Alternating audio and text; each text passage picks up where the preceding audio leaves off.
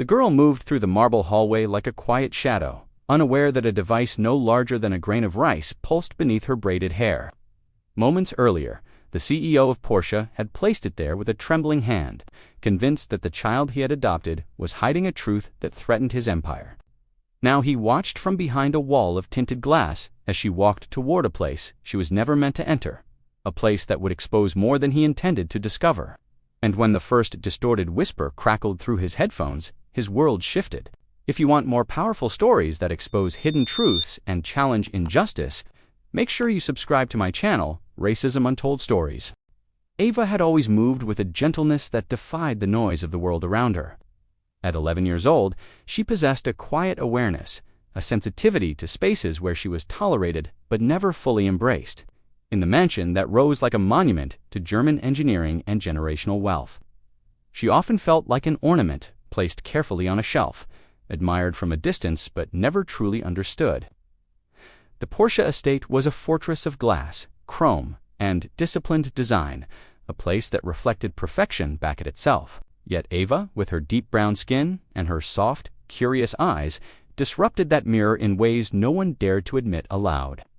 Her adoptive father, Ulrich Weissmann, lived his life according to polished schedules and immovable expectations. He was the type of man who thrived on precision. Every minute of his day moved according to a rhythm he had crafted over decades, a rhythm that powered one of the most prestigious automotive companies in the world. Boards listened to him. Investors trusted him. Entire countries invited him. But when he looked at Ava, there was a faint hesitation behind his gaze, as if he was staring into a question he had never learned how to answer. He had adopted her 2 years earlier, after a highly publicized charity gala that emphasized the importance of social responsibility. Photographers captured the moment he lifted the small black girl into his arms. Headlines praised his humanity. Investors applauded his progressive image. But once the flashes faded, the weight of that decision settled into his life in ways he refused to acknowledge. He saw himself as a protector, a savior, a symbol of corporate compassion. Yet Ava did not need saving. She needed belonging, something the mansion could not offer, no matter how many art pieces or designer toys appeared outside her bedroom door. The household staff treated her with polite restraint. They followed orders, ensured her needs were met, and kept a respectful distance, as if she was a guest who might leave at any moment. Ulrich rarely questioned this. He saw compliance, not discomfort. He saw silence, not isolation. And he believed that providing material comfort was enough to erase the emotional distance that grew between them like an invisible wall. Ava, however, felt every inch of that distance. She felt it when the chef prepared meals based on Ulrich's preferences instead of her own. She felt it when the groundskeepers avoided eye contact while she played on the neatly trimmed lawn. She felt it when guests whispered about how noble Ulrich was for taking in a child like her. Their voices carried admiration, but beneath it hid something sharper, something colder. There was a hierarchy in the world that Ava sensed, but could not yet name. In public, Ulrich spoke about equality and opportunity. In private, he believed in maintaining the systems that had elevated him to the top. The world rewarded him for embodying modern progress, yet his heart clung to older beliefs, subtle biases, dressed in expensive suits. He did not see these contradictions in himself. He only saw what he wanted to see.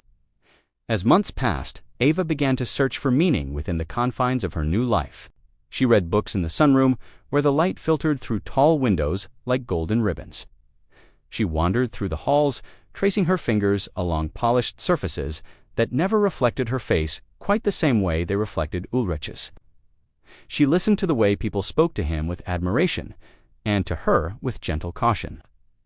The subtle difference carved itself into her awareness, shaping her understanding of how the world placed people into categories before learning their names. There were small, quiet moments that hinted at a deeper truth. Moments when Ulrich watched her from a distance with narrowed eyes, as if trying to decipher something he believed she was hiding. Moments when he asked her where she had gone, why she had taken so long, who she had spoken to. His questions were not those of a concerned father. They were the questions of a man who feared what he did not understand. It began with missing files, confidential documents that disappeared and reappeared in strange places, passwords that changed without his approval, meetings that were leaked to the press before they occurred. Ulrich grew suspicious. The world he had built seemed to be cracking along invisible seams, and he looked for someone to blame. In his mind, he constructed a narrative in which the only unfamiliar variable in his home was Ava. He convinced himself that her past held secrets that could threaten him. Secrets he needed to uncover. Instead of asking her, he chose surveillance. He convinced himself that it was protection. He convinced himself that it was necessary, and so, one morning, while Ava braided her hair in her room, he approached her with a gentle pat on the head and slid the recording device into place beneath her braid. She did not notice. She simply smiled softly and continued with her day.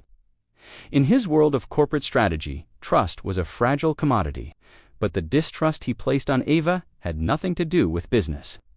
It was rooted in something far deeper, something he refused to name. It was the idea that she, with her different skin, her different history, her different world, could not entirely belong in his gleaming universe of control. Ava continued living her days unaware of the weight hidden in her hair. She explored the mansion, wandered through gardens that stretched like green oceans, and visited rooms she was rarely allowed to enter. She observed the staff, listened to the sounds of the estate, and collected small truths the way children collect stones. Her innocence shielded her from the malice brewing beneath Ulrich's suspicion, but only for a time. Subtle cracks continued to appear in Ulrich's perfect world. He became convinced that Ava was somehow involved. He believed that she wandered into restricted areas, not out of curiosity, but out of intention. He let fear guide him, and fear always twists itself into prejudice when left unchecked. What he saw as vigilant protection was in fact an attempt to control what he did not understand. Each step Ava took became a question mark in his mind, a puzzle piece he believed must be rearranged to restore order. The mansion had begun shifting in tone. The lights felt colder, the walls felt taller. The air carried the weight of unspoken tension. Ava sensed something, though she could not identify its shape, a pressure that pushed at her small shoulders, a watchfulness that followed her down hallways and through the grounds. She felt the world around her tightening like a closing fist, and all the while, the device beneath her braid continued to collect fragments of her innocence, her curiosity, her quiet existence. Ulrich believed he was gathering evidence, but what he was truly uncovering was a mirror he was not prepared to look into, a mirror that would soon force him to confront the truth he feared most. Ava moved through the mansion, unaware of the invisible eyes that now followed her. Each morning the device beneath her braid activated with a faint internal pulse, silently funneling her movements back to Ulrich's private surveillance room. He listened in secret, believing he was uncovering danger, but what he heard instead unsettled him for reasons he could not grasp. The soft sounds of a child humming to herself, the rustle of pages as she read, the quiet sighs she released when she believed she was alone. None of it aligned with the threat he insisted she posed. Yet Ulrich convinced himself that innocence could hide deception. He told himself that people had underestimated him throughout his life because they failed to see the strategy behind his silence. He projected that belief onto Ava, interpreting her gentleness as calculation. He was a man who trusted patterns, not people, and Ava did not fit into any pattern he understood. Her presence was both a contradiction and an emotional disruption. Instead of softening him, it sharpened his suspicions. His staff fed these suspicions without realizing their influence. They watched Ava with the same quiet caution that Ulrich displayed. They recorded her small mistakes in whispered tones, mistaking her childlike curiosity for mischief. When she wandered into a room that was not meant for her, they noted it. When she lingered near the office wing, they mentioned it in passing. Their observations accumulated like kindling, and Ulrich's fear lit the spark. He began connecting non-existent dots. He created theories around harmless moments. He replayed recordings late into the night, searching for a clue that would justify his growing unease. The more he listened, the more convinced he became that Ava held some hidden intent. In truth, Ulrich was listening not to a threat, but to the echo of his own prejudice, amplified through a child who had never wanted anything more than acceptance. Ava sensed the shift long before she understood it. The mansion felt heavier. People watched her with subtle suspicion. Doors that once remained open were now closed. Certain hallways carried a new hush, as if everyone else had been given instructions she was not meant to hear. She felt the air changing around her, thickening with tension she could not explain. She responded the only way a child could. She withdrew. She became quieter. She kept to her room more often, folding herself into corners where the sunlight felt warm enough to soften the unease pressing against her. She traced the outlines of her life before the adoption. Memories blurred by time, but still filled with the ordinary warmth of people who had loved her without question. It was a distant comfort, yet it remained a reminder of belonging. Ulrich, however, viewed her withdrawal as further evidence. He noted her silence and mistranslated it as secrecy. He noticed her avoidance and interpreted it as guilt. Each misunderstanding piled upon the last until he believed he had no choice but to act. The missing files weighed heavily on him. The corporate leaks placed him under pressure. The board whispered about weaknesses within his leadership. In his mind, the pieces formed a single threatening picture, and Ava was at its center. Days grew more rigid. The household followed Ulrich's rising paranoia. Security protocols increased. Doors required codes. Alarms were activated in wings that had never needed them before. Staff moved briskly, almost nervously, as if they feared triggering something in him. Ava felt the mansion transforming into a maze with invisible boundaries she was expected to intuit. One afternoon, while wandering the gardens, she paused near a row of trimmed hedges. The wind carried the sound of distant voices. Two staff members spoke in hushed tones. Their words floated toward her, fragmented but clear enough to form meaning. They questioned why she had been brought into the estate. They wondered what Ulrich saw in her. They speculated about her past in a way that twisted her stomach. Their assumptions painted her as a mysterious figure, someone who did not belong, someone who had been added to the mansion like a risky experiment. Ava stepped back, her chest tightening, as the ground beneath her felt suddenly unstable. The device captured her quiet footsteps, her small breaths, and transmitted it all to Ulrich. He watched her from across the estate through a surveillance monitor. He saw her retreat from the voices. He mistook her distress for cunning. To him, she appeared to be hiding something, reacting to something, confirming something. His assumptions deepened, rooted in fear and fed by prejudice he refused to acknowledge. Meanwhile, the corporate crisis escalated. A major contract negotiation leaked to the press, costing the company millions. Ulrich believed he was under attack from within. His mind searched for a traitor. Amid his panic, Ava remained the easiest target. She was the unknown factor. She was the outsider. She was the one person who had entered his world without a traceable corporate background. His fear eclipsed logic. The tension reached a new height one evening when Ava wandered into Ulrich's office wing. She had followed a strand of music drifting through the hallways, drawn by its beauty. Her small footsteps echoed against marble floors as she neared the source. But the moment she stepped past a threshold marked by an invisible boundary, alarms flashed silently across Ulrich's security monitors. His breath tightened. He leaned forward, consumed by the belief that this was the proof he had been waiting for. Ava stopped before reaching the door. She never touched anything. She simply listened to the music, unaware of Ulrich's eyes tracking her every breath. In her innocence, she felt only wonder. To Ulrich, she was a threat unraveling itself before his eyes. The device captured her heartbeat, a gentle rhythm that meant no harm. But Ulrich heard only the pounding of his own paranoia. The next morning brought the final piece of misinterpreted evidence. A staff member reported seeing Ava near the restricted archive room. In reality, she had wandered into an adjacent corridor looking for her sketchbook that she had misplaced. But Ulrich heard only what he had been primed to hear. He connected the detail to his growing web of assumptions. He did not question the logic. He accepted his own narrative as truth. His fear shaped the mansion into a stage for an approaching confrontation. The staff grew tenser, Ava grew quieter. Ulrich grew more convinced. The device in her hair continued recording, capturing fragments of innocence wrapped in an adult world steeped in suspicion. He waited for a moment that would validate everything he believed, a moment that would allow him to act decisively. That moment was approaching, carried by the weight of misunderstanding and the silent force of prejudice, and it would soon shatter everything that remained unspoken inside the mansion. The morning of revelation unfolded beneath a sky the color of cold steel.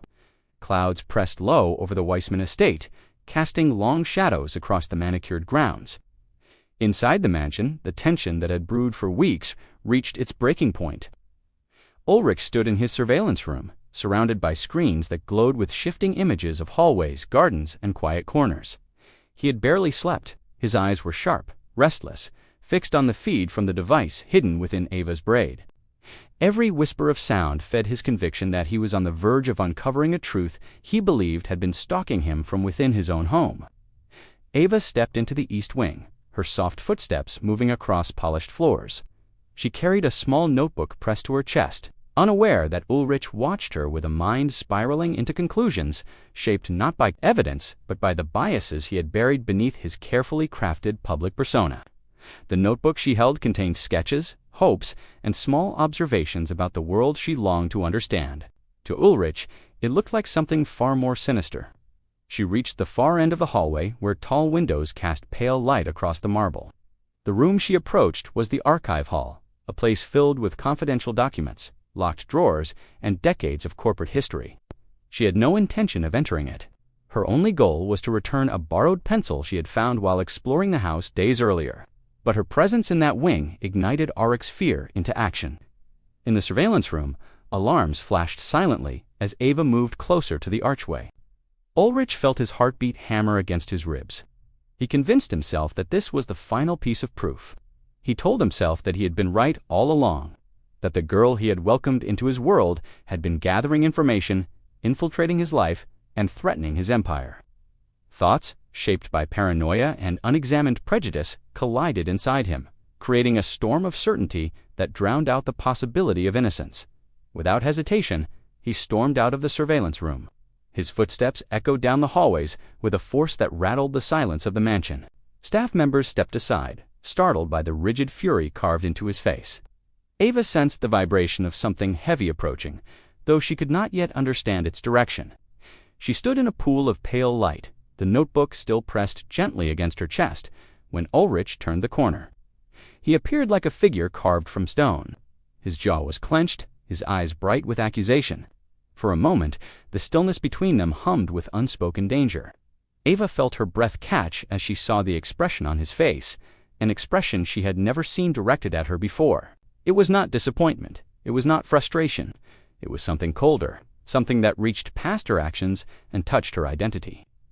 Ulrich demanded answers, not with words, but with the rigid posture of a man who believed he had been betrayed. He stepped forward, his shadow swallowing the light around her. Ava retreated instinctively, her back brushing against the wall. Her notebook slipped from her hands, falling open on the floor. Pages scattered across the marble like fragile wings. Sketches of flowers, sunsets, and imagined places fluttered beside her feet. None of them mattered to Ulrich. He saw only what he expected to see. Before Ava could move, he reached forward and grabbed her braid, pulling it sharply enough to make her wince. His fingers dug through the strands until they closed around the tiny device he had hidden there. With a single forceful motion, he tore it free. The metallic click echoed across the hall. Ava froze, her eyes wide, her breath shallow.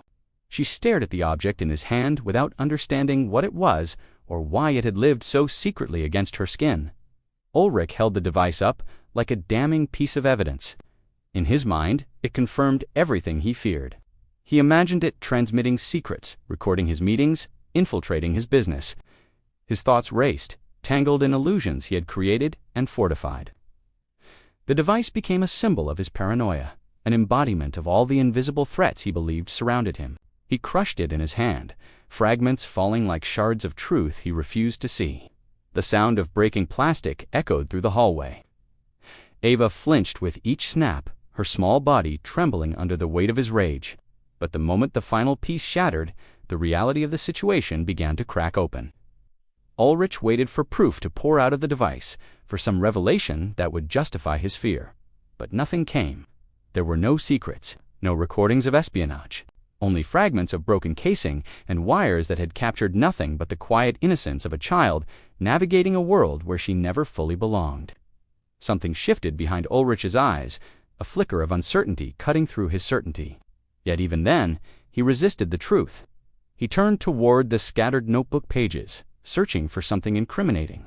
But all he found were drawings, soft lines, gentle colors, dreams, the inner world of a child he had never taken the time to understand.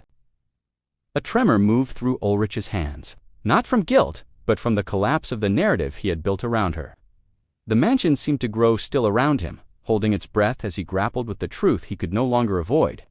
His suspicion had not protected him. It had exposed him, exposed his fear, his prejudice, his failure to see Ava as anything more than a variable he could not control.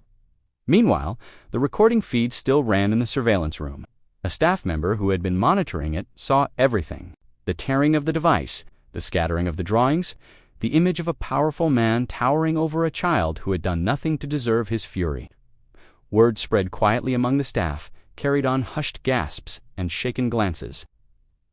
The truth began to move through the mansion faster than Ulrich could contain it. Ava, trembling but unbroken, stood in silence as Ulrich stared at the crushed device in his hand. She felt the weight of something heavy inside her chest. Not fear, not confusion. Something older, something shaped by generations of children who had been judged before they had been known. She understood, in a way Ulrich never had, that his rage had never been about her actions. It had been about who she was in his world, who he believed she could never be. The mansion, once a fortress of control, now stood as a mirror, and Ulrich, for the first time, saw his reflection within it. The image that stared back at him was not the progressive, compassionate leader the world admired. It was the fractured reflection of a man who had allowed fear and prejudice to transform a child into an enemy.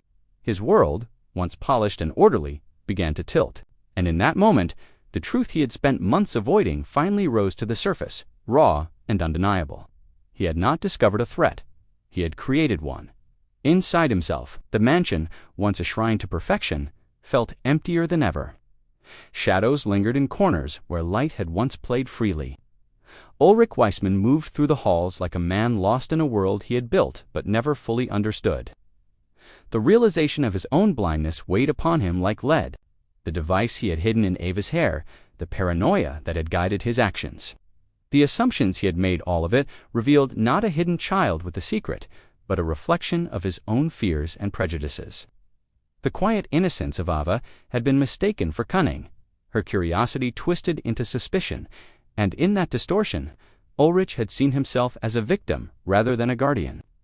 Ava sat quietly in the sunroom, her small hands folded over the torn pages of her notebook. She had been through something she did not fully understand, a confrontation that had shaken the foundations of her adoptive home.